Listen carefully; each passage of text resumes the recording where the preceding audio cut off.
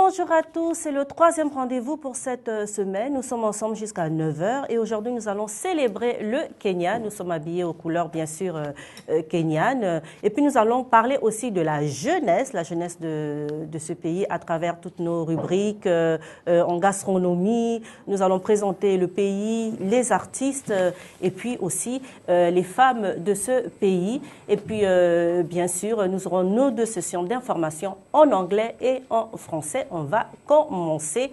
Alors, restez câblés. Bonjour Stéphane, bonjour Prisca. Bonjour Mireille, bonjour Stéphane, bonjour l'Afrique, bonjour les matineux. Comme vous l'avez entendu Mireille dire et comme vous l'avez remarqué, on est habillé aux couleurs du Kenya, donc ne vous étonnez pas si vous revoyez la même robe dans la même semaine. Donc voilà, on souhaite déjà bonne fête de l'indépendance à tous les Kenyans, à toute la communauté kenyane du Gabon et à travers le monde. Et on vous souhaite déjà bonne matinale à tous.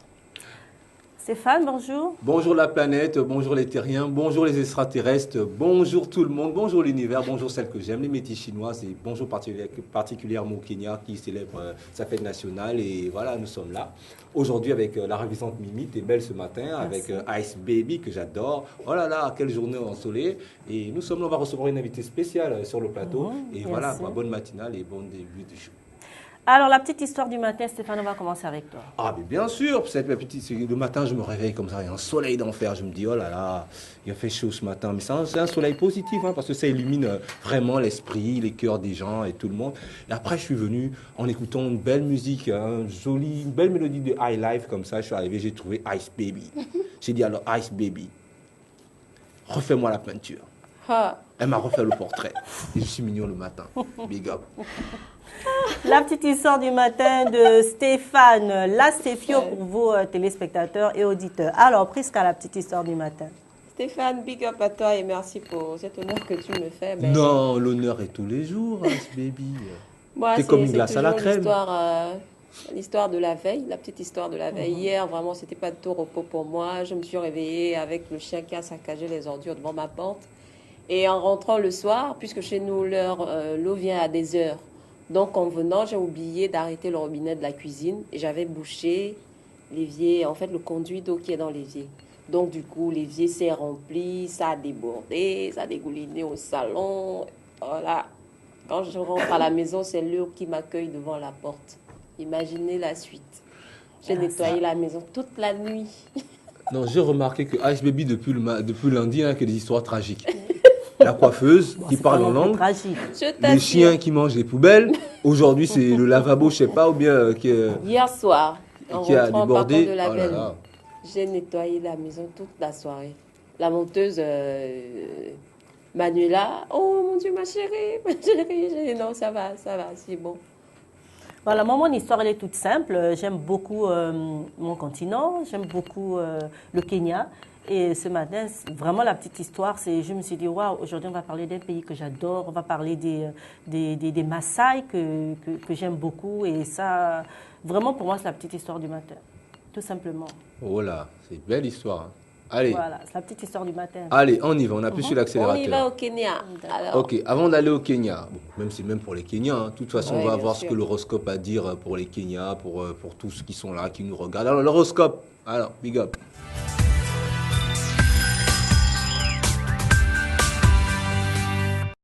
Vous iriez bien lui en toucher 2 mots. Scorpion, vous avez des idées novatrices qui seraient intéressantes d'approfondir. N'hésitez donc pas à faire part de vos trouvailles à vos supérieurs. Courage. Sagittaire, on aime votre compagnie car vous êtes quelqu'un de sociable. Votre conversation et votre savoir-vivre sont très appréciés par vos proches. Capricorne, vous avez des projets plein la tête, vous ne supportez pas de rester à ne rien faire, vous avez trop besoin d'avoir de nouveaux défis à relever. Perso, maîtrisez davantage votre enthousiasme car certains traduisent votre excitation comme un manque de réalisme, contrôlez un peu plus vos émotions. Poisson, vous êtes angoissé à l'idée qu'il vous abandonne un jour. Ne vivez pas dans cette crainte, soyez plus indépendante émotionnellement.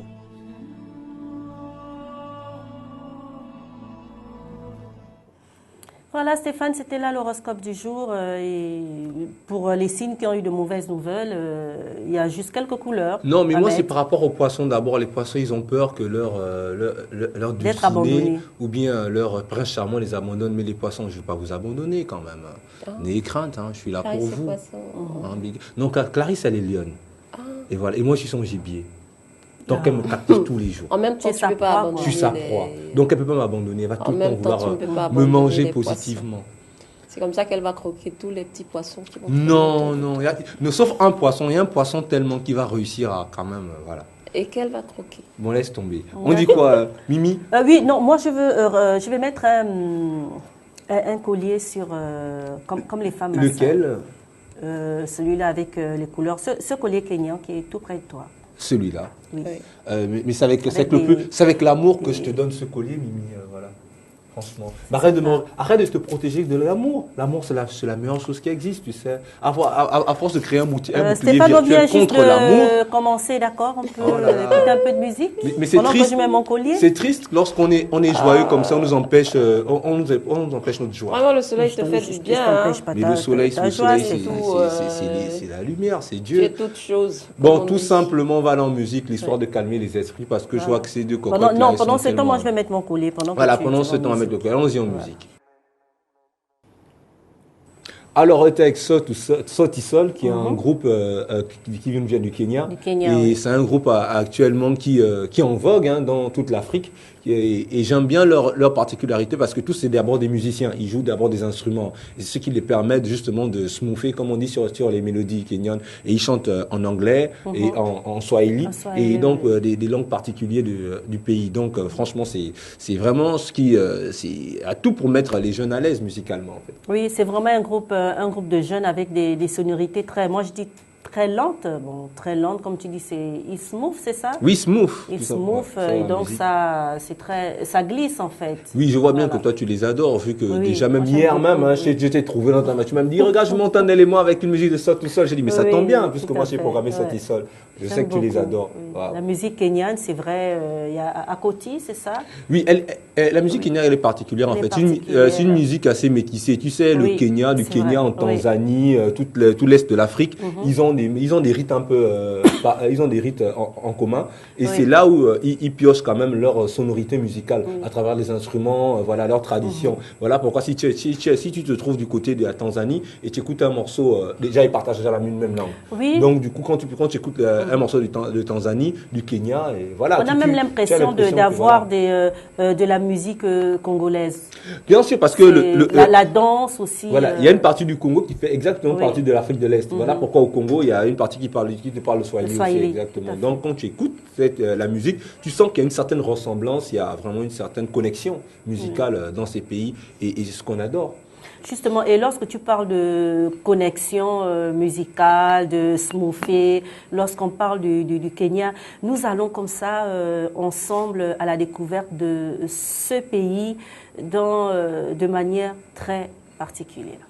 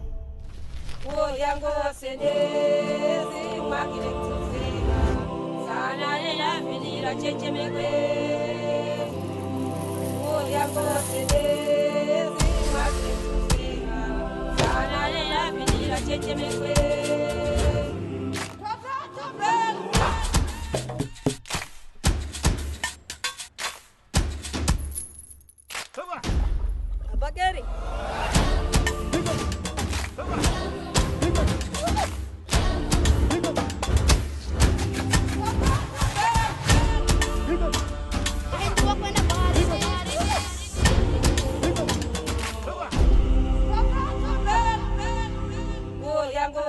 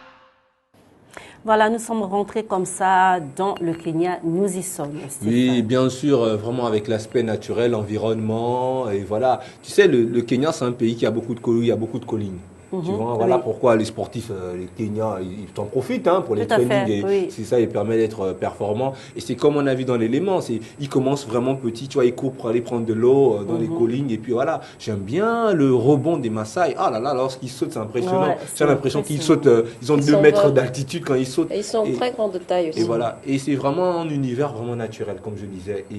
Et on découvre beaucoup de choses. Voilà. Eux, ils ont su préserver l'aspect naturel, même dans les clips vidéo, même dans les films, même dans tout. En fait, tu ressens bien que la nature, et encore au Kenya, bon, c'est normal, ils ont eu des leaders qui se sont battus pour ça, tout ça, et on adore. Et le peuple Maasai que Mimi elle adore, j'ai l'impression même souvent qu'elle est comme une Maasai, comme elle est sur le plateau. Le Kenya aussi, c'est un pays qui a une âme, presque un pays spirituel. Oui, bien sûr. Comme Stéphane parlait déjà des montagnes, on ne peut pas parler du Kenya sans évoquer le mythique Kilimandjaro, pardon. Donc, voilà, comme Stéphane le disait tout à l'heure, le Kenya, c'est un pays rempli de traditions, rempli de culture, rempli de toute son authenticité, parce qu'on remarque même lorsque les Kenyans y vont ailleurs, que ce soit ceux qui excellent dans le monde de l'art, de la musique et autres, ils ne perdent jamais leur identité culturelle. Jamais. On l'a vu avec les mannequins, plusieurs mannequins internationaux. Elles gardent leur teint naturel, elles gardent la texture de leurs cheveux naturels. C'est ancré en eux un pays touristique aussi. Oui, donc tu dis que lorsqu'on voit aussi Lupita Nyong'o, là, tu vois, elle est tellement black, oh là là, mais voilà. Oui. C'est vrai que bon, personnellement, c'est une puissance hein, pour les Américains, même si c'est pas une puissance pour moi, mais bon, voilà. Ça reste une puissance dans son domaine de définition, parce qu'elle joue tellement bien, c'est une fierté dans le monde du cinéma, voilà. Mais tu sais, dans les puissances, moi je préfère ma métis chinoise qui est là, à la caméra. Et puis on va justement comme ça présenter le pays. Nous avons un peu vu comme ça des images, le son spirituel du Kenya. Et là, nous allons vous présenter le pays avec tout ce que ça comporte, les habitants, la capitale et tout ce qui va avec.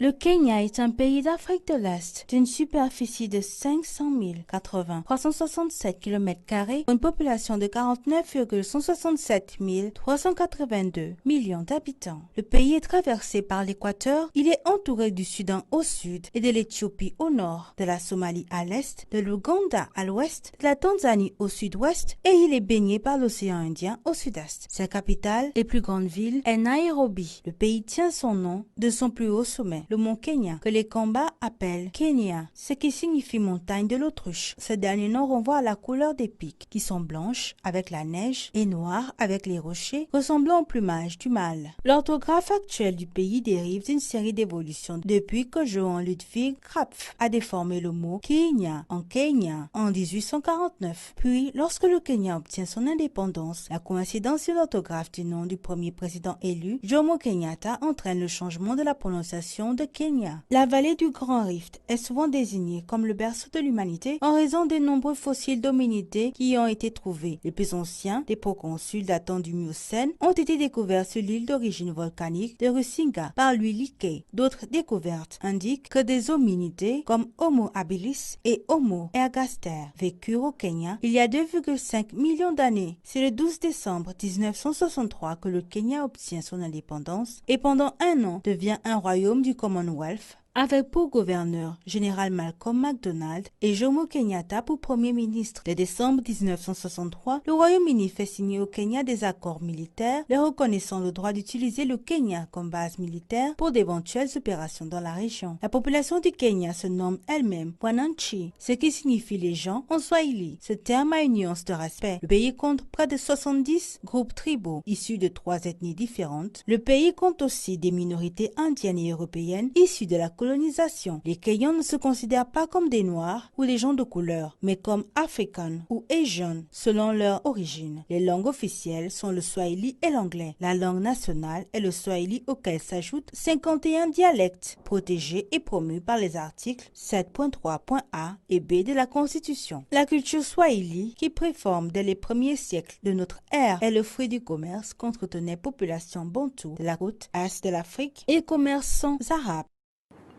Voilà, le Kenya, un pays avec une culture variée, avec des peuples variés. Tout au Kenya respire la diversité. Bien sûr, la diversité. Et moi, ce que je veux dire pour ce pays, c'est que le Kenya, c'est, comme tu l'as dit, c'est vraiment un peuple vraiment qui a gardé sa culture, sa tradition. Mais il faut pas aussi ni rejeter le fait qu'ils sont restés très, très, très britanniques dans l'esprit. Hein, dans l'esprit. Quand tu vas à Nairobi, tu ressens vraiment que le britannique est vraiment passé. La façon d'être, la façon de parler. Lorsque tu vois les jeunes aller à l'école, le système d'accoutrement, tu vois, les shorts, cravates, tout ça, voilà. La pendule qui se trouve à Londres, là, la pendule, je sais pas comment vous appelez ça. Big Ben. Tu peux aussi l'observer du côté de Nairobi. Donc, ils sont vraiment restés un peu aussi beaucoup britanniques dans même le système économique, leur façon de faire, ils sont restés britanniques. Et d'accord, c'est bien aussi que ce côté-là aussi existe parce que le monde, ils sont traversés une colonisation dont on va parler tout au long de notre matinale. Mais voilà, et ça a créé une certaine diversité. Mais ce qui est bien, c'est parce qu'ils arrivent à mixer les deux. C'est-à-dire, ils jumellent bien les deux, ils métissent bien la chose. Donc, c'est ce qui les rend uniques, moi, je trouve. En fait, le pays est le reflet de son histoire. Le pays est exactement le reflet de leur histoire, même si c'est vrai qu'aujourd'hui... Sur le plan de la gastronomie, de l'économie... Même sur le plan politique, même si c'est vrai qu'aujourd'hui, il y a quand même je ne peux pas dire imperfections, mais des choses pas bonnes, comme par exemple on voit les Shebab qui viennent attaquer aujourd'hui les Kenyans, comme en 2012 quand on a attaqué un magasin, voilà. C'est parce que tout ça ça fait partie de leur histoire, parce qu'il y a eu beaucoup de clashs, beaucoup de guerres entre les peuples de l'Est. Donc, comme tu l'as si bien dit, le Kenya aujourd'hui reflète un peu leur histoire jusqu'aujourd'hui, en fait, voilà. Même leur aspect naturel c'est à cause de leur histoire aussi, voilà. Une histoire quand même qui est un peu une histoire qu'ont traversé plusieurs pays africains, l'histoire du Kenya. Bien sûr, plusieurs pays africains ont été colonisés et comme Stéphane venait de le dire, que lorsqu'on est au Kenya, on ressent encore la présence du colonialisme. Mais ce que je vais quand même dire, c'est que le Kenya a su faire la part des deux. Parce que dans le colonialisme, il n'y a pas seulement été que du négatif. Il y a été aussi du positif. Ils nous ont amené une part de modernité, ils nous ont amené une part d'expansion sociale à l'échelle internationale. On ne va pas débattre. Là, oui, je ne débat pas dessus, mais pour dire... ce que tu dis... Je sais, mais il n'y a pas que du mauvais là-dedans. L'histoire, c'est ça. Quand on dit l'histoire du Kenya, c'est justement... Il n'y a pas que du mauvais là-dedans. La tradition, le fait que les colons soient venus vers nous. On n'aurait pas découvert le Il y a toujours une coloration, Stéphane. Il y a toujours une coloration. La lumière. On utilisait des lampes, mais les Kenyans... Stéphane, si tu me permets, les Kenyans ont pu... ont pu bien agencer les deux parce qu'ils ont gardé le bon côté de la chose du colonisateur et ont aussi gardé leur authenticité africaine. Ce qui fait que leur culture, comme on le disait, elle est encore très, très, très naturelle, bien que diversifiée, à cause des multiples ethnies qui y existent et de plusieurs régions qui existent déjà au Kenya aussi. Donc, c'est un peu ça le Kenya en tout. Stéphanie n'est pas d'accord. Non, moi je ne suis pas d'accord parce que déjà lorsqu'elle dit que les colons nous a apporté un côté positif, j'aimerais savoir quel côté positif. Elle dit la light, la lumière. Moi, je pense pour prendre un exemple banal. La lumière, moi je pense qu'on vivait, que tu parles de lampe, la lampe c'est la lumière. Peut-être si on nous avait laissé progresser à notre façon, peut-être qu'on devait avoir plus de la lumière. Peut-être même on devait être en connexion directe peut-être avec le ciel. On ne sait pas justement. Donc moi je suis pas là pour dire que le colon a amené quelque chose de positif. Non, moi je pense que le colon ne nous a pas laissé le temps d'apporter ce qu'on pouvait apporter. Je pense que dans tout, on peut... Il y a toujours du négatif et du positif. On peut toujours rebondir même sur ce qui est négatif. On peut rebondir dessus. On peut... oui, mais parce que regarde, parce que lorsqu'on dit... Parce que lorsqu'elle dit... non, je n'en disconviens pas, mais c'est par rapport à ses propos. Moi, je pense qu'il y a des peuples, il y a des peuples qui n'ont pas... Au Kenya, justement, il y a des peuples qui n'ont pas subi vraiment la colonisation. Je pense aux Maasai. Voilà, c'est un peuple un peu réservé aujourd'hui. Mais ils vivent, on les admire. Ils ont un système économique, ils ont un système... Ils ont une gestion politique, ils ont une gestion de leur peuple. Donc, ça prouve qu'ils vivent sans vraiment la contrainte du colonisateur. Donc, mais tu l'avais déjà signalé là. Donc, je pense qu'ils ont quand même une culture britannique qui existe en oui. Ils ont une culture britannique. Je n'en disconviens pas. Ça fait partie de leur histoire. Oui, bien sûr, c'est ce que je suis en train de dire. De manière générale. Mais juste que moi, je pense que, par rapport à la façon dont tu as amené le sujet, moi, je pense que nous, en tant qu'Africains, les Kenyans, ou tous les Africains, pouvaient même se développer sans l'apport des colons. Les pyramides d'Égypte, ils étaient déjà développés sans l'apport des colons. Donc, pourquoi nous, peut-être, après la destruction peut-être de l'Égypte, peut-être ces pays-là pouvaient, si on nous avait laissé le temps, peut-être il devait avoir autre chose. Peut-être on devait avoir des trains qui volent même, je sais pas. Peut-être on devait avoir, voilà. Dans le film où un Kenyan a joué Black Panthers, où Lupita Nyong'o joue dans Black Panthers, justement, si tu suis même l'essence du film, tu comprends bien. C'est pour montrer même que la force africaine même, la force, si on nous avait laissé un développement. C'est ce que le film veut dire, un développement. On devrait avoir une technologie vraiment à la pointe. Peut-être de manière différente, mais... Il devrait se passer autre chose. Parce que nous, on exploitait nos ressources, mais avec nos méthodes à nous, avec notre expérience à nous et avec nos techniques à nous. Donc, c'est plusieurs ce que inventions. moi je n'en disconviens pas à ce que tu dis, Stéphane, mais j'ai l'impression que tu n'as pas bien saisi mes propos. Si, j'ai dit... Mon amour. J'ai dit que dans le colonialisme, il n'y a pas eu que du négatif. On sait déjà que c'est le négatif qui a pris le dessus, mais... Je te pose la question, moi je savoir, j'apprends aussi. Qu'est-ce qu'il y a eu de positif, ma chérie? En termes modernes, c'est des personnes qui nous ont quand même trouvé à un état... on était dans quel état? Je veux pas. C'est pas le sujet aujourd'hui. Je sais que c'est pas le sujet. J'aimerais savoir. Vu que c'est toi qui as parlé, des habitudes britanniques qui sont ancrées dans la culture kenyane. Moi, je ne fais que faire état. Non, je ne fais que donner état. Pour Stéphane, la colonisation est surtout n'a rien apporté. Négatif. Pour moi, oui. De toutes les façons, on a toutes nos conceptions des choses. Moi, ça, c'est mon avis à moi. Non, mais je respecte ton avis, ma jolie. Tu es tellement belle avec ton avis, en plus. Voilà. Ce que moi, je veux dire, c'est que pourquoi je dis négatif? Parce que moi, je pense qu'on ne nous a pas laissé le temps. Tu vois, ils sont venus à un moment donné où, après la destruction de l'Égypte antique, on a progressé vers le sud. Les peuples, pour ceux qui connaissent l'histoire de cette époque, les peuples ont progressé vers le sud, avant que les gens de l'Amérique, de l'Asie centrale, donc les Irakiens, viennent au niveau du nord de l'Afrique. Ce qui a donné, vous voyez, les Marocains et autres. On a progressé, l'Afrique noire, on a progressé vers le sud. Lorsqu'on a progressé vers le sud, on a créé beaucoup de systèmes, beaucoup d'empires, il y avait tout un système qu'on a créé, donc politique, social, culturel qui existait. On vivait déjà, il y avait une civilisation, une nouvelle civilisation après la civilisation égyptienne, il y a une nouvelle civilisation qui commençait à naître en Afrique. Après, les colons sont arrivés, justement à cette période, les colons sont arrivés. Après, il y a eu ce qui s'est passé. Et là, moi, je pense qu'il n'a pas eu vraiment, on ne nous a pas laissé le temps vraiment de progresser. Mais bon, malgré le fait qu'on nous ait pas laissé le temps, Stéphane, il y a quand même des points positifs. N'est-ce pas? On ne va pas garder que on nous a privé de notre culture. On nous a privé de notre culture. La chemise que tu portes, par exemple. Elle est africaine. Elle est faite par un Africain. Il s'appelle Madou l'Africain. Donc, je crois qu'il est malien. La technique qu'il a utilisée. C'est sa technique, c'est son cerveau, c'est son sens. La machine utilisée, par exemple. C'est son bois, il fait ça avec les bois. La machine, c'est le bois qui vient d'Afrique. Le fer, c'est le fer qui vient d'Afrique.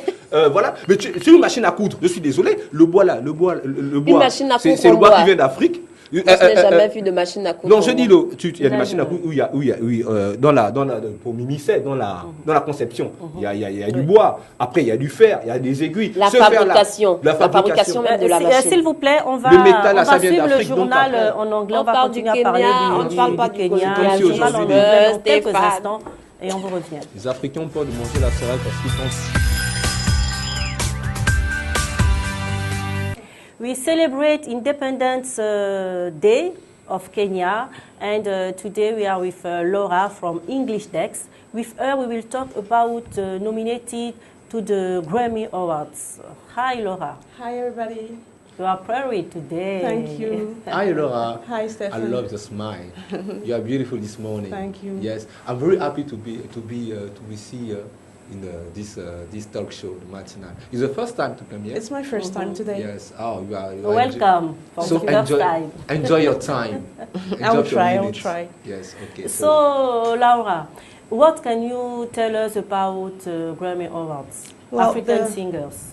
The 2019 Grammy Awards nominees have been announced, and 4 African artists have been selected for the World Music Award for the Best World Music category. Sorry. Exactly. So we have Sean Kuti for his album Black Time. He's from Nigeria. Bambino for his album Deran. He's from Niger. And Fatoumata Diarra from Mali for her album Fento, and also the Soweto Gospel Choir with their album Freedom from South Africa. Is it exceptional for the US to selected 4 the same time African musician? So is a new thing. It's special. Well, last year there were many Africans selected for the Grammy Awards, but this year they're all selected in the World Music category. Out of 5 nominees, 4 are from Africa. What is the style of the musician of the musician nominated? Well, they are Afrobeat singer for Sean Kuti, and also gospel music with the Soweto Gospel Choir, and we also have Afro blues with Fatoumata Diarra and Bambino. Well, you can. Which singers do you prefer? I prefer the Soweto Gospel Choir. Why? Because it's a music that touches my soul. I think you don't need to even understand the language. You know, you just hear it, and I feel good when I hear it. You just feel the sounds. As I feel the sounds. Okay. And we noticed that we have West Africa and East Africa, but not Central Africa. No, this year there are no Central Africa. Usually there are not many Central African artists selected for the Grammy Awards. It's a pity. It means that we have to do much better. Yes, you are right. For me, is special because today the Grammy Award nominees Sean Kuti of all the time. Yeah, my brother. All the time, they consider the music, the Afrobeat, like the revolutionary music. Why today they recognize the Afrobeat music? Well, they recognize it because of his father. You know, he's the initiator of the Afrobeat music, Fela Kuti. Yes. With his band Egypt 80. Yes, exactly. It's because of his father. Yes. Yes, because his father, because of the father make the music up on this world. They recognize Egypt 80 that Sean Kuti play with them now. Actually, Sean Kuti plays his father music. Okay.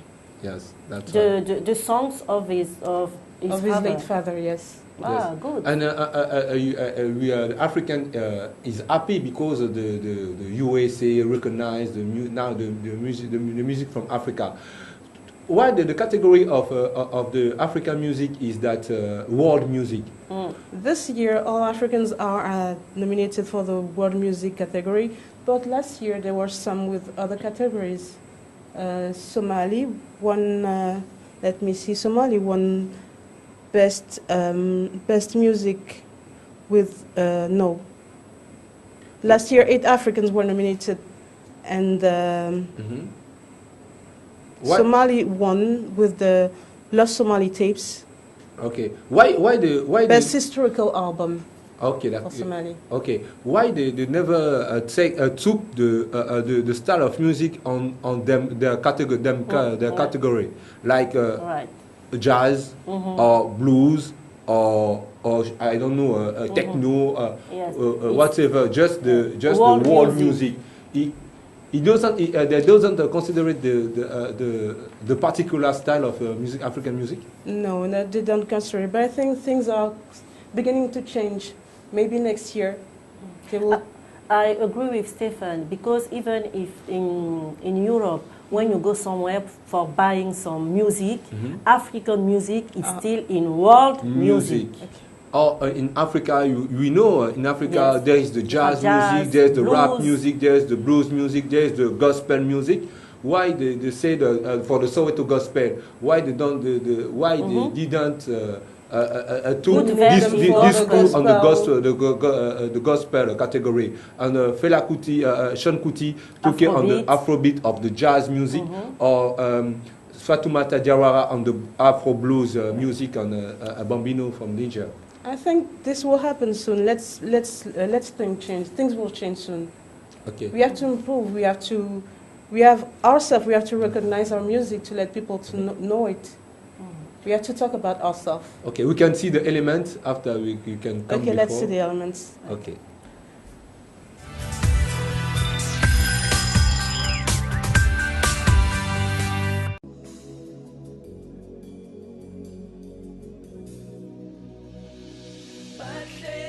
South Africa's two-time Grammy winner, Soweto Gospel Choir, have been nominated for the 2019 Grammy Awards. The Soweto Gospel Choir, who performed at the OK Africa and Global Citizens Next 100 Summit in Johannesburg last week, earned a nomination for their album Freedom. The choir's album Blessed and African Spirit won the Grammy Award for the Best Traditional World Music Album in 2007 and 2008.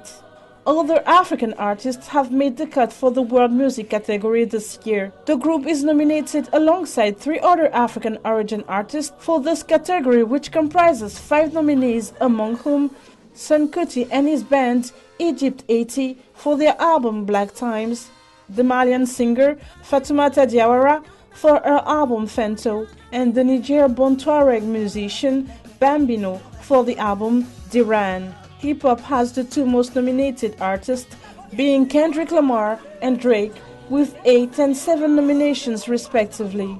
Lamar earned a Best Album nod for his work on the Black Panther soundtrack, which featured some South African artists, Babes Wodumu, Eugen Blackcore, and more. It is the first album of the year soundtrack nomination since 2000. It's amazing. Thank you, Laura. We will meet you next Wednesday. Thank you. See you next Wednesday. No. I meet Laura to February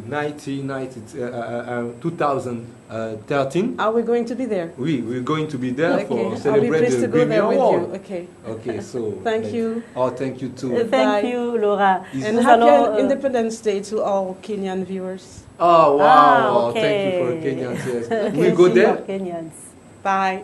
Do you know Kenya? No. You know Ethiopia? Yes, I know Ethiopia. I've been in Ethiopia. But it's East Africa. Yes. There is something there. Yes. I know. The similar things. I know Kenyans, but I don't know Kenya. I don't know the country. I've never been there. But in Ethiopia, there also Maasai people. Yes, indeed. I like Maasai people. Nous allons continuer avec le Kenya et justement nous parlons des Maasai. Nous allons découvrir la culture du Kenya, les arts, gastronomie, textile, sculpture, portrait.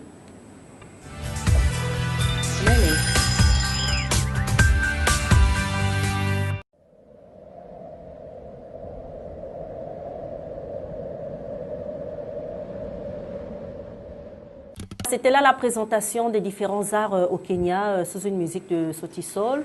On a vu la poterie, nous avons vu les Maasai, les mariages. À l'écran, vous avez justement ces femmes des différentes tribus. Alors, il faut savoir qu'au Kenya, nous avons les Samburu, nous avons les Maasai. On y parle plusieurs langues. On y parle vraiment plusieurs langues. On y parle même du Kikuyu, qu'on retrouve aussi au Congo. Et puis, bien sûr, aussi le Swahili et plusieurs autres langues. Et là, nous avons sur votre petit écran, vous avez ces petits éléphants comme ça en soapstone. ces petits éléphants, la poterie kenyane, la gastronomie kenyane, les magnifiques huttes. Alors, c'est vraiment magnifique. Le paysage est beau parce que comme ça, à travers les villages, on peut voir différentes architectures de cases. Et c'est très intéressant. Et puis, ces femmes kenyanes avec leurs accessoires, les couleurs chatoyantes comme ça. En fait, Mimi, excuse-moi vraiment. En fait, moi, ce qui m'intéresse beaucoup avec toi, en fait, ce que je remarque avec toi, c'est que lorsqu'on parle d'un pays, on célèbre un pays, tu es toujours axé sur la culture, la beauté, les arts. En fait, tu restes dessus, c'est magnifique. Mais Mimi, il y a autre chose quand même. Il y a l'amour. Écoute Stéphane. Non, mais c'est vrai que l'art, la culture comme ça d'un pays fait son identité en fait. Ça fait vraiment son identité. Et c'est vrai qu'on va parler de beaucoup d'autres choses, de politique, de certaines femmes. Nous avons vu la présentation du pays un peu sur le plan général. La dernière fois, tu avais parlé d'un village kenyan. Oui, justement, Bourja. Le village Moja, oui, un village interdit aux hommes. Oui, nous en avions parlé. C'est un village aussi, parce que je me suis un peu documenté, c'est un village, quand j'ai vu ces peintures que tu as mises spontanément, on retrouve ces peintures aussi dans... Parce elles vivent justement de ça. Dans le village Moja au Kenya, elles vivent de l'artisanat, elles fabriquent des accessoires, elles font beaucoup de choses pour pouvoir les vendre. Elles les vendent aux femmes aussi? Non, aux touristes. Des touristes viennent et elles vendent des accessoires. Tout ce qu'elles font, elles le vendent aux touristes en fait. Je pensais qu'elles vendaient juste... C'est pas les femmes du Moja qui sont là? Non. Elle, c'est pas une femme du Moja. Elle, c'est une Miss. C'est une Miss Kenya que nous avons vue, voilà. Celle qui est à l'écran, c'est pas une femme... du village. Et la petite histoire, tu sais que la calebasse aussi du Kenya, elle fait office d'un instrument de musique. Oui, ils jouent cette calebasse, ils prennent une bague, ils frappent dessus sur le côté. C'est pas la même calebasse qu'on joue en Afrique de l'Ouest. Non, eux c'est la même matière, mais ils fabriquent ça, ils mettent ça dans une autre forme. Et après, lorsqu'ils jouent, ça donne une basse en fait. N'importe quelle calebasse en fait. Oui, ça donne une basse en fait. Donc lorsque j'ai vu les calebasses, voilà, vraiment les arts sont développés. Et puis lorsqu'on parle de l'histoire du Kenya, justement, c'est un mélange comme ça avec toutes les communautés qui ont fusionné pour que le Kenya soit ce qu'il est. Oui. Par exemple, la Miss Kenya 2018 est d'origine, on va dire quoi, indienne. Oui, mais c'est normal. Mais tu sais qu'il y a la mer Rouge qui sépare l'océan Pacifique, qui sépare cette partie du continent à l'autre. Donc c'est normal que, voilà, dans l'histoire aussi, que ce soit en Ouganda, au Kenya, dans les pays d'Afrique de l'Est, il y a beaucoup d'Indiens qui sont venus, qui ont immigré à une période donnée. Donc moi je trouve que c'est un peu normal qu'ils soient intégrés même. Donc c'est normal qu'aujourd'hui la Miss peut être kenyane aujourd'hui, parce que l'intégration des Indiens, des hindous, je ne sais pas comment dire ça, des Indiens, voilà, sont beaucoup... D'accord. Et lorsqu'on parle du Kenya aussi, la jeunesse kenyane insulte comme ça un dynamisme au pays, Prisca. Bien sûr, exactement. Comme Mireille le disait, la jeunesse kenyane exactement influe un dynamisme très positif pour le développement et l'avancement de leur pays. Le Kenya, ce n'est pas seulement ce pays où il y a 4 jeunes sur 10 qui veulent quitter le pays à la recherche de meilleures opportunités. C'est aussi ce pays où on retrouve 50% de ces jeunes qui veulent diriger leur propre entreprise. C'est 50% de ces jeunes qui innovent. C'est aussi ce pays où on retrouve beaucoup de ces jeunes qui sont là pour la valorisation et le développement de leur pays. Et c'est lors de son dernier voyage au Kenya, Barack Obama a eu un discours très fort et très éloquent à l'encontre de la jeunesse kenyane. Donc, je ne vous en dis pas plus. On va regarder l'élément derrière. La pauvreté et le chômage de la jeunesse sont des défis majeurs que tous les pays doivent relever. La jeunesse kenyane, comme partout en Afrique, est elle aussi confrontée au manque de débouchés. Loin de baisser les bras ou de s'apitoyer sur leur propre sort, ils ont décidé de se lever et de se battre, non seulement à leur propre avantage, mais aussi à celui de leur pays. On les retrouve dans tous les domaines: santé, nouvelles technologies, agriculture et bien d'autres. Après une visite de 3 jours et 3/4 d'heure de discours à Nairobi, Obama est définitivement devenu l'idole des jeunes. Il n'y a aucune limite à ce que vous pouvez accomplir. leur a-t-il assuré. Sous les applaudissements, « I love you » a crié un spectateur. « I love you back ». 5000 chanceux l'attendaient, triés sur le volet. Écoliers, étudiants, représentants religieux et membres de la société civile avaient commencé à se rassembler dès 7 heures du matin, dans la fraîcheur matinale de l'hiver. « J'espère qu'il va parler de la jeunesse », disait un jeune de 21 ans, étudiant en technologie de l'information avant d'entrer. Quand il dit qu'il va combattre les Chebabs, ce n'est pas très convaincant. Ce qu'il faut, c'est s'attaquer aux causes du terrorisme, le manque de débouchés pour les jeunes. Obama s'est longuement adressé à lui et à ses contemporains, insistant sur les perspectives économiques du pays et du continent. Le Kenya est en plein développement, l'Afrique est en plein développement, et vous les jeunes, vous êtes destinés à jouer un plus grand rôle, a-t-il assuré.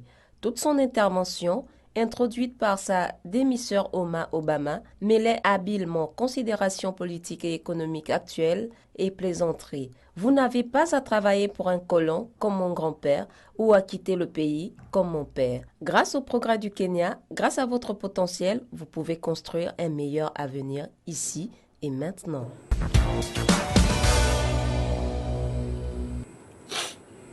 Voilà, on venait de suivre cet élément qui nous a encore mieux illustré le dynamisme de la jeunesse kenyane dans le développement et la valorisation de l'image de leur pays. On a vu récemment Eliud Kipchoge qui a mis très haut les couleurs de son pays. On a comme ça toute une panel de jeunes entrepreneurs dans des milieux divers.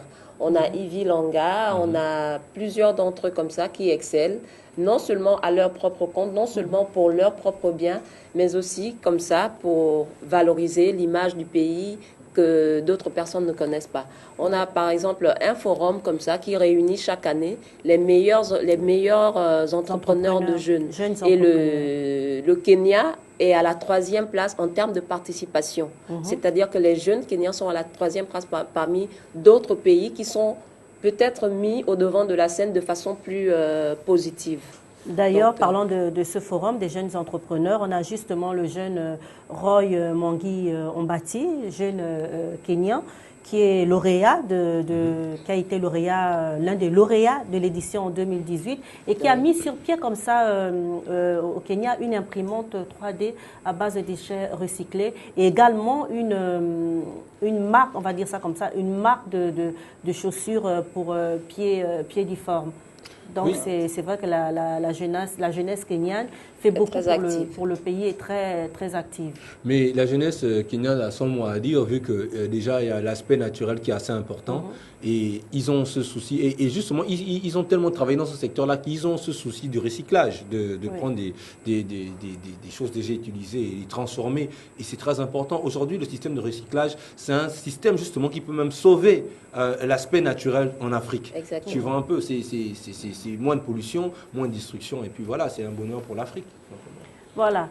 Il est l'heure du journal en français. Il est présenté par Nathalie Ella. On revient en deuxième partie de votre programme matinal et nous parlons bien sûr toujours du Kenya. Et puis avec elle, nous parlerons d'éducation.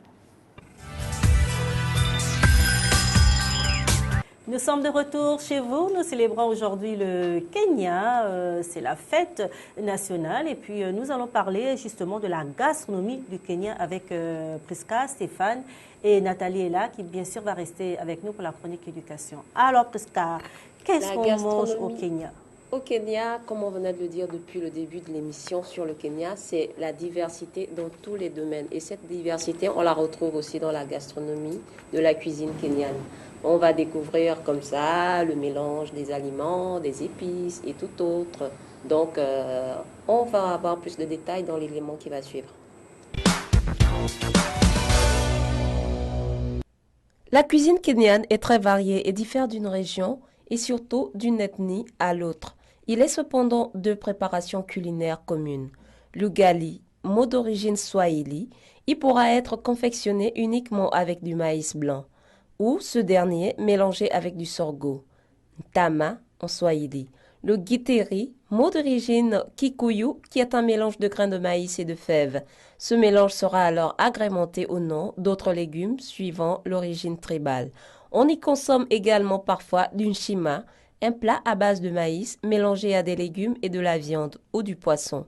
La gastronomie locale est donc surtout axée sur le poisson d'eau douce comme le ngenge, tilapia en luo, le mbuta, perche du Nil en luo, le kamongo, anguille en luo, le dalo, barbeau ou l'omena, menu frétin ou ablette, qui ne fait pas la distinction entre les deux termes qui sera servi. Choma, grillé en swahili, frit, séché au soleil. Pour exemple, le tilapia fondu en deux et séché au soleil s'appellera alors obambla ou with soup, en sauce en anglais. Le gwenu ou coucou, qui signifie indifféremment un poulet ou une poule, respectivement en luo ou en swahili, omniprésent à table, sera également servi grillé, frit ou en sauce. On pourra aussi trouver l'orindiel, viande de chèvre, en luo, bien que ce soit plutôt un plat kikuyu. Le plat typique pour les jours de fête sera constitué d'un poulet en sauce à base de tomates accompagné de riz pichori, cultivé essentiellement à Mwea dans le district de Kiryanga.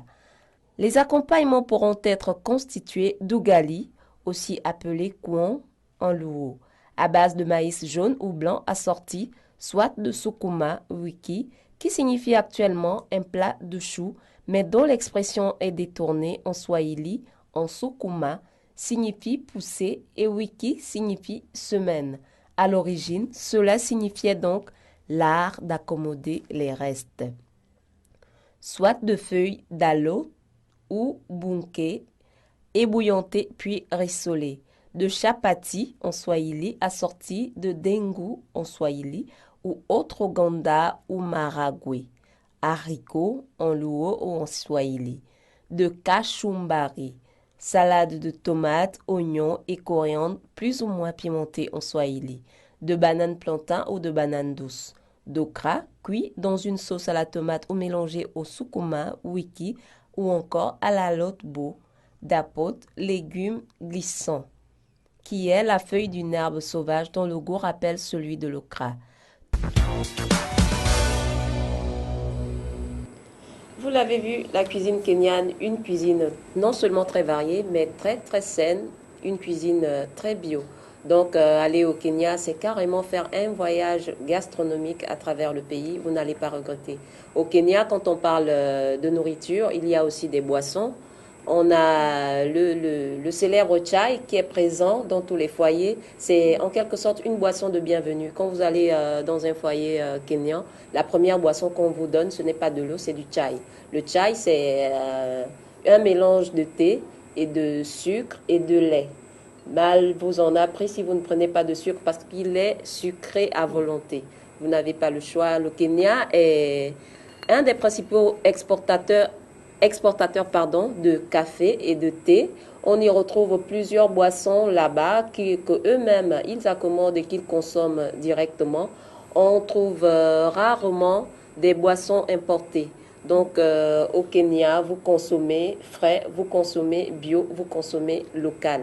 On a vu la composition de l'ugali, du githeri, tous ces plats qui sont en quelque sorte des plats principaux, parce qu'il faut le dire, comme je le disais depuis le début de l'élément, le Kenya a une cuisine très variée selon les régions et selon les ethnies. Mais il y a des plats qu'on retrouve un peu dans tous les foyers et dans toutes les régions. L'ugali, c'est un accompagnement.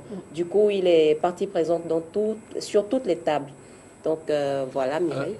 Moi, j'ai une question, par exemple. Ton plat que tu nous as présenté là, il peut coûter combien en fait? En termes de coût, je ne saurais le dire, mais en termes de coût, la nourriture est à la portée de toutes les bourses. Parce que justement, pour l'heure, si Bill peut zoomer, moi j'ai 20 shillings, j'ai une pièce de 20 shillings là. Je ne sais pas si ça peut... 20 shillings, ça donne l'équivalent de combien ici? Mais il faut le dire, comme je le disais déjà, la nourriture est à la portée de toutes les bourses. C'est quelque chose qui ne coûte pas cher, déjà que eux-mêmes ils produisent déjà tout sur le territoire, donc ça ne coûte pas grand-chose. D'où je parlais de voyage gastronomique, quand on y va, ne vous privez pas, allez-y à la découverte. C'est juste une pièce de 20 shillings. Mais j'espère qu'avec ça, je peux acheter un peu de shima et de nyama shioma, de la viande grillée. J'aime bien. Moi, j'espère qu'avec ça, je peux amener Clarisse en vacances hein, et aller au restaurant. Non, tu peux pas au Kenya. Oui, si, mais vu que je suis Rasta et puis voilà. Tu sais, peut-être un petit plat d'Ogali. Et sur cette pièce, tu sais, il y a carrément l'image du président Daniel Torish. N'est-ce pas Mireille? On va juste te donner de l'accompagnement. Moi, je disais que sur cette pièce, il y a l'image du président Daniel Torish, qui a été président du Kenya pendant un moment. Donc voilà, j'espère que peut-être comme il y a son image sur cette pièce, je peux amener Clarisse en vacances comme ça à la plage, faire du safari. Commence à convertir ta pièce de shilling. Voilà. Commence à la convertir ici et puis tu sauras si tu peux t'acheter 2 billets. En tout cas, c'est pas la monnaie du colon. Mais peut-être avec ça, tu peux nous avoir un billet pour un live. Oui, bien sûr. Voilà, tu sais que les lives en Afrique ne coûtent pas cher et c'est le moment d'aller en live parce que je vous propose aujourd'hui une musicienne de gospel parce que Laura qui était sur le plateau disait qu'elle aime le gospel. Et au Kenya aussi, on fait beaucoup de gospel, mais leur gospel est mélangé avec la culture Maasai. Donc, on va avec une chanteuse qu'on appelle Emi Kozei qui chante un joli morceau gospel pour la fête nationale du Kenya. Allons-y.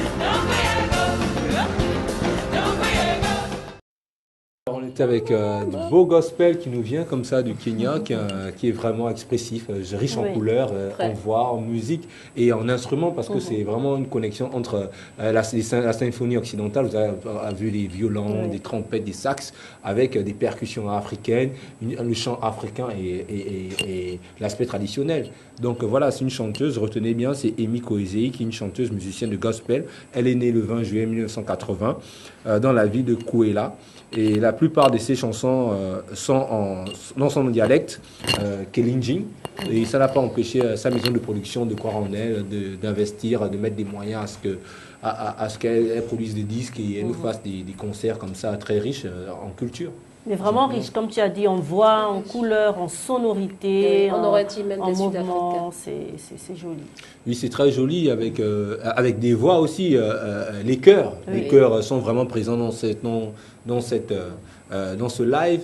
Et moi, j'aime bien la connexion, ce qui fait en sorte que la musique africaine peut s'imposer à la symphonie occidentale, musicalement parlant, elle peut s'accorder. C'est ce qu'on a vu, voilà. Et ça prouve que la musique africaine, elle est vraiment présente, elle a vraiment une force, une présence qui permet de s'incruster dans les symphonies. Et c'est ce que nous prouve cette chanteuse à travers son live. Tout à fait. Merci Stéphane pour la communion de cet artiste avec son public. On va continuer avec le flashback. Oui, je ne vais jamais cesser de parler d'elle parce que c'est quelqu'un qui a impacté l'Afrique positivement par sa révolution naturelle, parce qu'elle a toujours voulu que son pays et l'Afrique ressemblent vraiment à ce que Dieu nous a donné, donc la nature et l'environnement. Donc on va aller tout simplement avec Wangari Maathai, qui fait office d'un studio de la belle radio-télévision qu'on adore, donc on regarde l'élément, on revient après pour plus d'explications.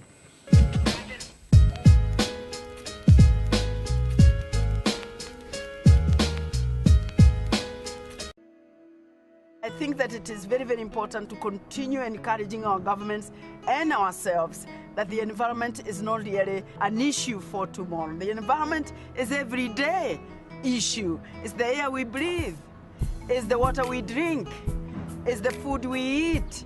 And we can't live without these things. For me, the biggest challenge is governance. Because the people at the top have power. Because they have power, they have control of resources, they have a lot of privileges, and they can continue to increase these privileges from where they sit. And the public at the grassroots can continue to suffer. I could see that the top is very heavy, and changing the top is very, very difficult. And changing the top, if you don't have the grassroots, is almost impossible. So what we did in the Greenbelt movement was to go to those grassroots, those bottom, and instead of trickling down, go to them and say maybe should be a trickle up. The entry point is the tree. A tree has a personality, and as it grows and it changes the landscape, it also seems to change the minds of the people, and it brings with it a certain rapport that actually encourages people to do more. So that you start with a few farmers, and before you know, so many other farmers want to also participate.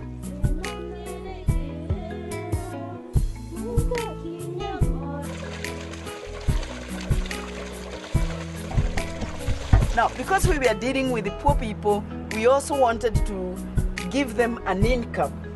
But we were keen not to be seen as coming with a bowl of money to give, a bag of money to give away.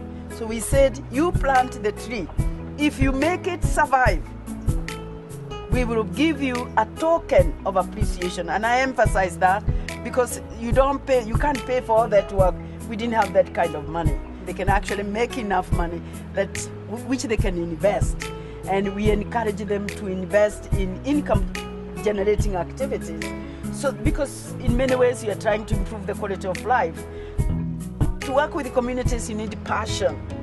You need to really want to do that, because otherwise they can be a nuisance and you can be in a hurry because you want them to change like yesterday. Quite often we get people who are educated, they have big ideas, but they want these people to change overnight. They can't. And if you push them too much, they will do it while you are there, and once you pull back, they collapse. So it's always good to hear that there is somebody somewhere, we are no longer in touch, And this person is still going on with their project. They are now able to stand on their own. They can truly say they have improved their quality of life. And it all started with planting that one tree.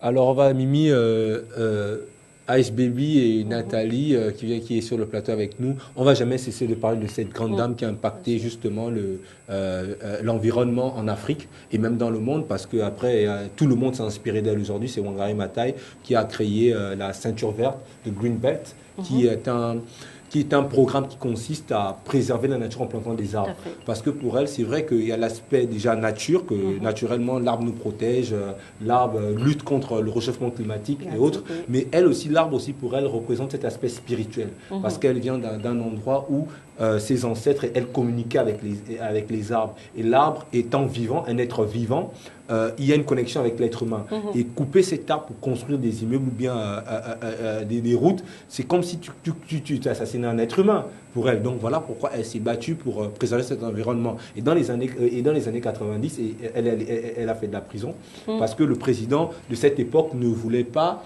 justement, était un frein au développement environnemental qu'elle voulait mettre au point. C'est comme ça qu'en sortie de sa prison, elle crée justement The Belt Green, qui est un programme des femmes qui se mettent à planter des arbres pour préserver l'environnement. Donc Wangari Maathai, qui a été prix Nobel en 2004 et qui est décédée malheureusement parce qu'elle est repartie vers la nature, comme elle m'a dit, et là aujourd'hui, et par rapport à cause de ce flashback qui nous rappelle un peu cette grande dame qu'elle a été, et aujourd'hui qui nous a quittés. Il faut rappeler que c'est la première femme à avoir reçu cette distinction. Le prix Nobel sur la Afrique. Oui, en Afrique. Sans oublier que justement les pays voisins ont aussi pris part, on va dire, son mouvement s'est étendu aux pays voisins pour replanter des arbres aussi. Oui, bien sûr, que ce soit même, parce que déjà même la Somalie a vécu une période de crise de sécheresse à un moment donné, donc les personnes comme Wangari Maathai ont eu cette envie d'aller donner son apport, aider des pays comme la Somalie, parce que comme on dit, hein, si ça brûle chez le voisin, ça peut brûler chez moi, donc autant aller, voilà.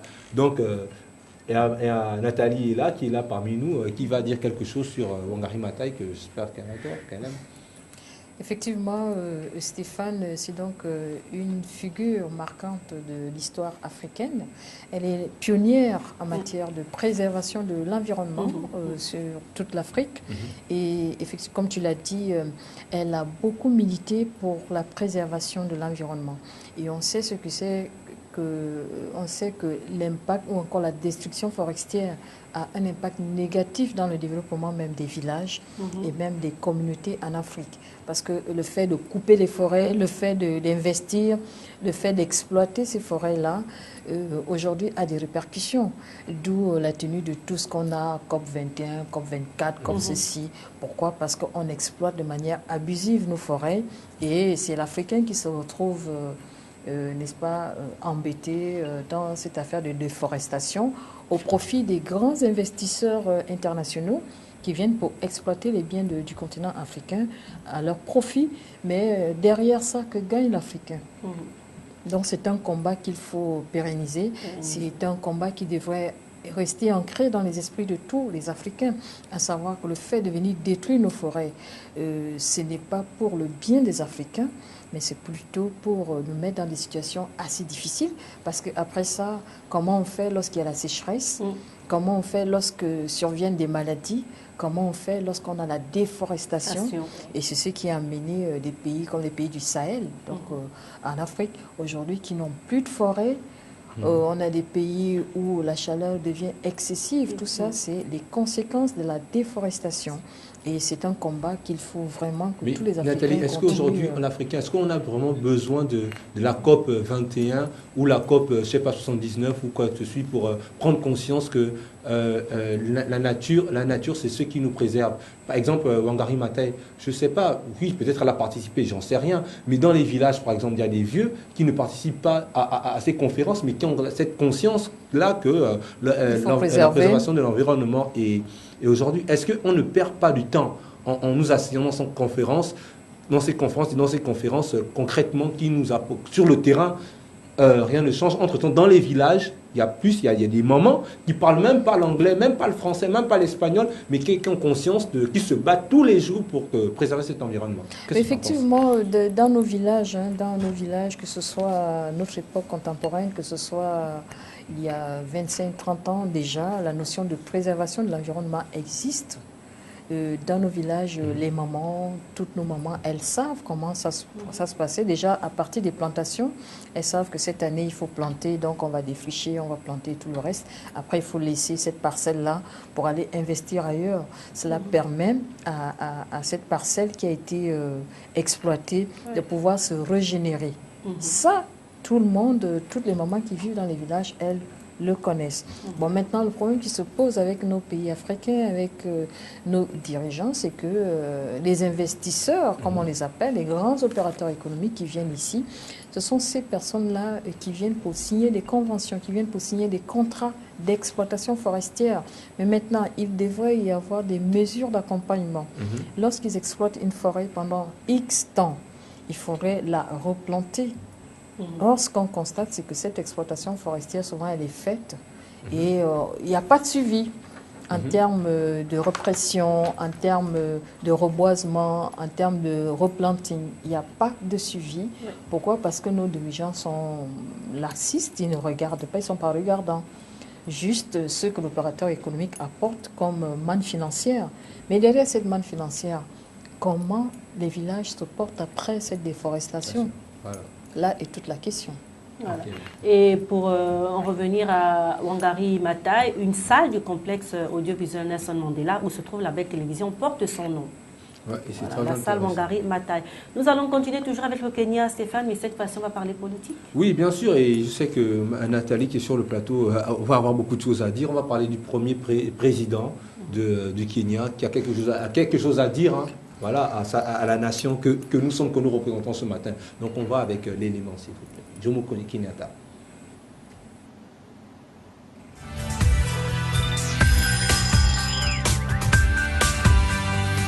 De nombreux enseignants-chercheurs du continent africain se sont interrogés sur le mal de l'Afrique qui, selon ces derniers, serait le problème de formation et de qualification de ces enseignants. Selon ces derniers, toutes les sociétés du monde se sont développées grâce à de meilleurs éducateurs, des enseignants qui étaient rompus à la tâche, qui étaient dévoués, qui étaient empreints d'abnégation, l'esprit de sacrifice, un sens de la morale et de l'éthique et qui avaient tous en tête un intérêt commun. Selon ces enseignants-chercheurs du continent africain, les années 80 et 75 resteront les années les plus marquantes en termes de formation et d'éducation de masse en Afrique, en raison de la qualité des enseignants de cette époque qui remplissaient les critères définis plus haut. D'ailleurs, certains pays sur le continent occupaient la première place du classement comme le Cameroun, le Sénégal, le Bénin et bien d'autres. Cela plaçait l'Afrique devant certains pays de l'Asie tels que la Malaisie, la Corée et même Singapour. Ce qui change de nos jours, selon ces enseignants chevronnés, c'est le contenu des programmes de l'Asie.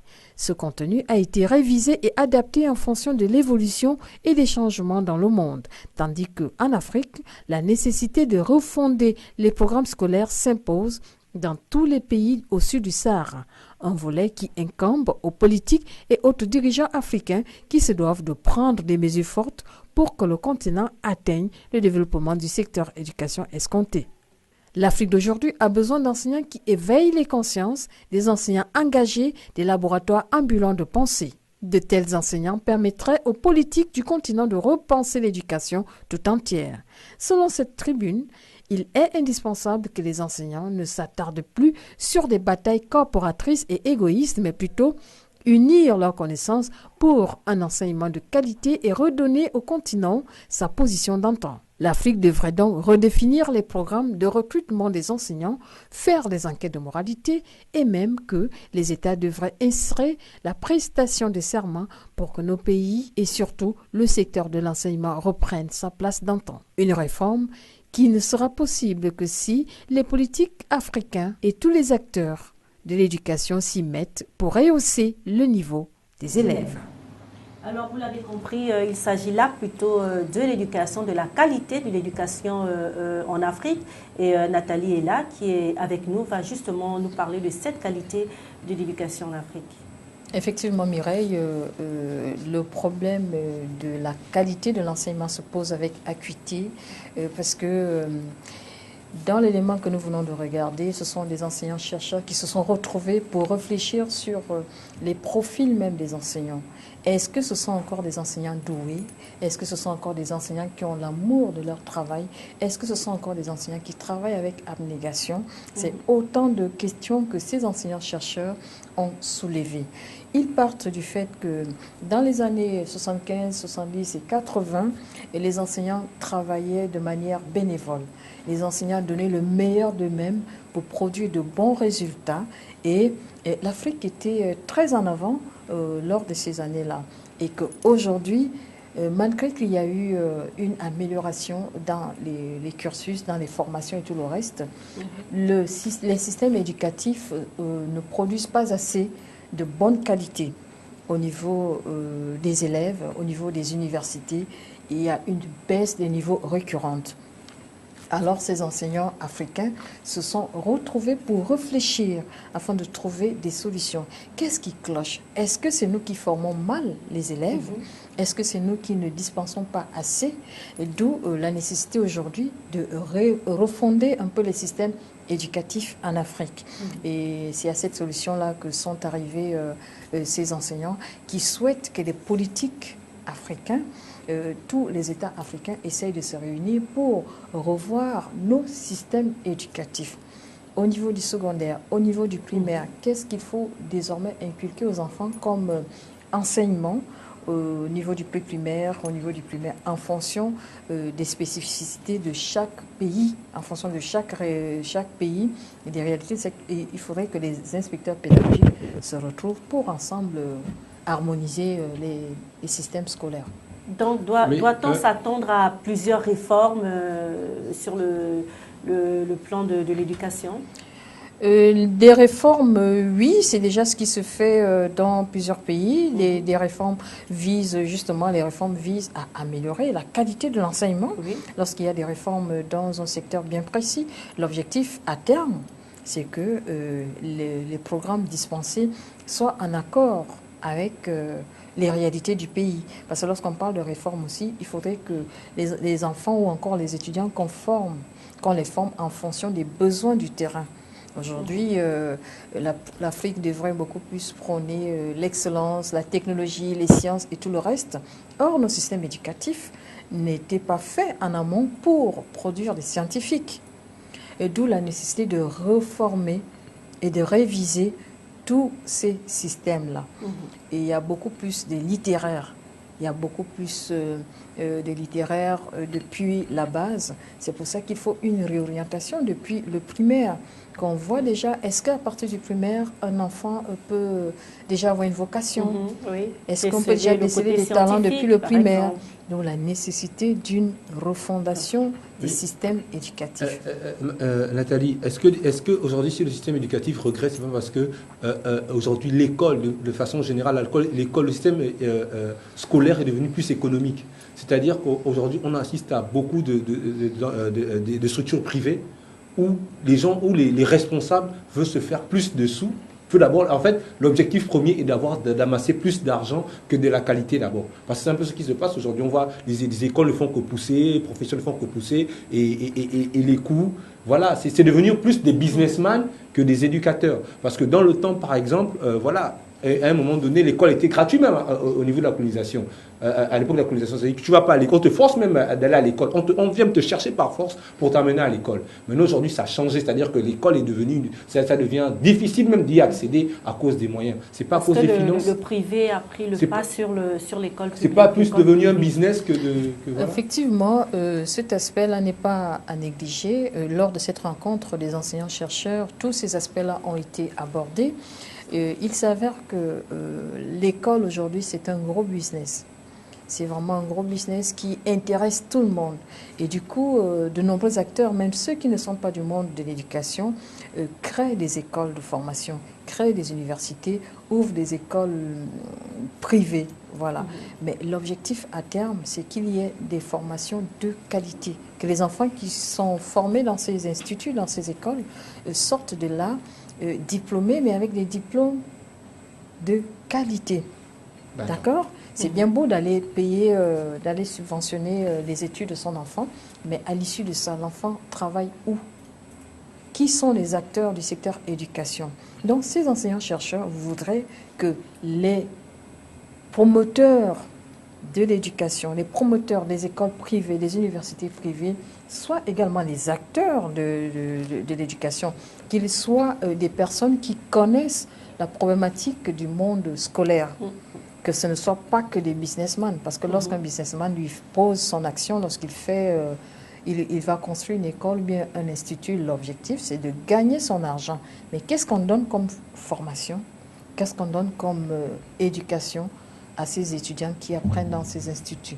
Tout cela a été abordé. D'où la nécessité de la réforme. Il faut réformer. Et pour réformer, il faudrait que tous les acteurs prennent part à ces assises, selon les pays. Parce qu'il faut le souligner, la problématique est différente d'un pays à un autre. Il y a des pays où c'est l'État qui impose une certaine réforme, une certaine ligne de conduite aux instituts, aux universités privées. Mais maintenant, il y a des pays où c'est l'informel.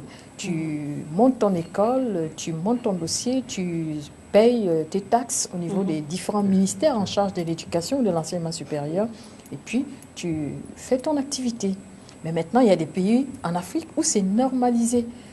Tu ne peux ouvrir une école ou un institut si tu ne remplis pas les critères. Nathalie, ma question est la suivante. J'ai l'impression qu'ils se sont plus accentués juste sur la personne de l'enseignant. Parce qu'en ce qui concerne l'éducation d'un enfant, on a 3 personnes autour. On a l'enseignant qui est là, on a l'enfant lui-même, on a aussi le parent. Mais quelle place est-ce qu'il donne à ses parents? Parce qu'aujourd'hui, on remarque qu'il y a la démission des parents en ce qui concerne l'éducation des enfants. On remarque aussi qu'il y a un manque de volonté pour l'apprentissage en ce qui concerne les enfants. Il ne devrait pas seulement s'accentuer seulement sur la personne de l'enseignant. Parce que nous aussi, nous avons des responsabilités en ce qui concerne le fait que l'enfant puisse mieux assimiler les cours, mieux avoir encore la volonté. Pour l'enseignant, on dirait qu'aujourd'hui, ils sont peut-être en train de se dire que la majorité des enseignants, ils ne le font plus par passion, mais par juste l'appât du gain. Où est-ce qu'on les classe, ces 2 personnes-là aussi, c'est-à-dire le parent et l'enfant, la responsabilité de l'enfant lui-même? Parce que c'est l'enfant qui va à l'école. C'est lui qui doit prendre conscience que je veux continuer ou pas. J'aime l'école. Parce qu'il y a des enfants qui ne sont pas volontaires, en fait. Oui. Oui, l'aspect que tu évoques, il est également pertinent. C'est un aspect important parce qu'effectivement, les parents jouent un rôle déterminant dans le choix des filières qu'embrassent leurs enfants dans certains pays du continent africain. Maintenant, ils ont mis l'accent sur les enseignants tout simplement parce qu'à l'époque, parce qu'ils ont comparé les époques. En 2018, comparé à 1980, ils ont parlé de dévouement. Les enseignants étaient dévoués. Ils aimaient leur travail. Alors, ils ont souhaité que désormais, celui qui embrasse la carrière d'enseignant prête serment parce que ils ont constaté qu'au lieu de dispenser des cours, la majorité des enseignants sur le continent africain passent leur temps dans les grèves, même si ces grèves sont légitimes. Mais maintenant, au-delà des grèves, le peu de temps qu'ils accordent même à leur travail, qu'est-ce qu'ils dispensent aux enfants? D'où est né les écoles privées, les instituts privés, parce que le secteur public ayant abandonné ses missions régaliennes. Bien, madame. Alors, les opérateurs économiques qui ont assez de moyens ont vu qu'il y avait une opportunité qui était là. Ils ont saisi cette opportunité. Alors qu'à l'origine, la formation, la qualification des enseignants émane des autorités, donc des pouvoirs en place. Je suis d'accord. Et cette formation, elle est bien dispensée à ces enseignants.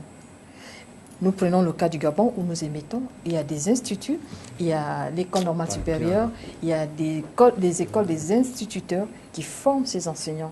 Ça, c'est pour la base. Nous avons l'école normale supérieure, ça, c'est pour le secondaire. Nous avons l'INSET, ça, c'est pour l'enseignement technique. Qui forme, c'est l'État qui forme. Mais nous, sortis de là, quelle est la prise en charge pour ces enseignants? Et du coup, la majorité de ces enseignants, que ce soit au Gabon, au Sénégal, au Tchad ou au Mali, qui ne sont plus pris en charge par l'État, qu'est-ce qu'ils font? Ils se tournent vers le privé, d'où la promotion du secteur privé. D'accord. Merci Nathalie est là pour la chronique éducation, comme chaque mercredi. On va continuer avec Stéphane. Nous parlons toujours du Kenya. Oui, bien sûr, c'est vrai que j'ai été pressé. Je suis allé tellement, tellement passionné que je suis allé tellement vite. Mais bon, on sait bien se rattraper. Voilà, on parlait justement du premier président du Kenya, Jomo Kenyatta, qui était un anticolonialisme, qui est venu au pouvoir de façon normale. Et voilà, il s'est battu pour l'avoir. Voilà pourquoi je dis normal. On regarde l'élément, on revient après pour plus d'explications.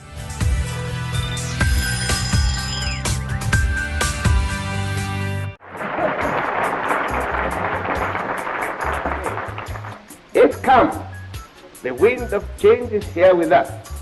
Are we going to accept it? Are we going to change to fit ourselves in changing conditions? This is the great question for us today. For us to adapt ourselves to new situations. If we could do so, Mr. Chairman, I think we will be able to eliminate one of the most difficulty among ourselves. That is to know that this is not 1900. This is 1963. And if we can adapt ourselves to that, then I think we will be able to work together. And I believe with a goodwill, you be a settler, I be an African farmer. What do I want to get out of the land? I want to see that my children are well housed, well clothed, they are in good health, that they are well looked after. Alors on était avec un discours de Jomo Kenyatta, qui était activiste en politique kenyan, qui a gouverné le Kenya en tant que Premier ministre de 1963 à 1964, puis en tant que Premier président de 1964 à sa mort en 1978. Et déjà dans son discours, il disait qu'il veut... Lui-même, il n'a pas fait des grandes études, il n'a même pas fréquenté, comme on dit. Et comme ça, il disait justement aux colons qui étaient devant lui que, voilà, quand vous avez le pouvoir, moi je veux que mes enfants soient en bonne santé, je veux que mes enfants portent des vêtements décents, je veux que mes enfants soient éduqués, je veux vraiment l'avenir pour le Kenya en fait. C'était ça son point de vue. Et il voulait vraiment conserver justement, en conservant l'aspect naturel, justement il voulait un Kenya, vraiment le Kenya pour les Kenyans en fait. Voilà, c'était ça vraiment son combat. Et je sais que Nathalie va me dire que c'est un peu comme une dynastie, parce que ça commence par Jomo Kenyatta, après ça poursuit par la descendance, mais ce n'est pas le même contexte que dans certains pays africains dont je n'ai pas envie de citer, pour qu'on ne dise pas que je suis révolutionnaire, juste pour dire que voilà, c'est plutôt dans un autre contexte, c'est plus dans le contexte d'anticolonialiste en fait. Voilà. Voilà. Et bien justement, dans quelques minutes, on va se dire au revoir, mais on va justement découvrir Irène Mukoki. Elle est femme, elle est pilote, elle va nous ramener du Kenya à Libreville.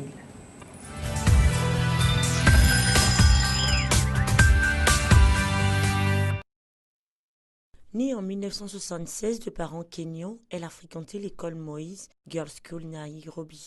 Après ses études secondaires en 1992, à l'âge de 17 ans, motivée par un père pilote, elle s'inscrit à l'école de pilotage de Nairobi à l'aéroport de Wilson, où elle obtient sa licence de pilote privé. Elle poursuit sa formation de pilote aux États-Unis, à Oklahoma City, où elle obtient la licence de pilote professionnel avion délivrée par la Federal Aviation Administration. En 1995, de retour au Kenya, elle est embauchée par Kenya Airways où elle reste la seule femme pilote pendant 6 ans. En 2004, elle est devenue la première africaine certifiée pour piloter un avion commercial lorsqu'elle a été certifiée pour être commandant de bord d'un Boeing 737. Plus tard, elle a été certifiée pour piloter le Boeing 767. En septembre 2004, elle faisait partie des 39 femmes pilotes de Kenya Airways sur un total de 530 et elle était commandant de bord sur la ligne Nairobi-Paris effectuée en Boeing 787. Elle pense aujourd'hui à créer sa propre compagnie aérienne où la moitié des pilotes seraient des femmes. Voilà, vous l'avez compris, nous sommes revenus à Libreville après ce voyage au Kenya pour la fête nationale. On va se séparer, peut-être un petit mot à chacun pour la fête nationale du Kenya. Nathalie est là. Oui, c'est la fête nationale du Kenya. C'est donc une journée pour les Kenyans de leur autonomisation et on espère et on souhaite à tout le peuple kenyan une très bonne fête de l'indépendance et à tous les peuples africains. Nous leur souhaitons une excellente journée tout en vous promettant d'être à l'heure demain parce que qui n'est pas à l'heure retarde l'Afrique. Prisca. On va se dire au revoir aujourd'hui, mais pas pour la semaine parce qu'on se retrouve demain. Bon, ce que je dirais aux Kenyans, c'est déjà bonne fête de l'indépendance et gardez en mémoire et mettez en exergue ces conseils que vous a prodigué le premier président, le père de l'indépendance du Kenya, Jomo Kenyatta. Donc, on attend comme ça vos invitations à chers Kenyans qui êtes ici avec nous afin de venir goûter un plat d'ugali ou de githeri. Pour aujourd'hui, on vous dit déjà quoi eri. Alors, juste tout simplement pour dire au Kenya, Nakupenda Pia, voilà, je vous aime. Et voilà, et à toutes les métis chinoises aussi qui se trouvent du côté du Kenya, voilà, papa c'est chinois, maman kenyane, je vous aime. Et pensez pas que je vous aime pas. Et je veux toujours saluer ma fille Marie Dutriel et sa mère qui est à ma droite, que j'adore, et c'est ma famille que j'aime, et big up à vous. Big up à tout le Kenya. On va se retrouver donc demain. Nous parlerons droit, justice et civisme. Passez une excellente journée en compagnie toujours des programmes de Label Télévision et Radio. Et à demain.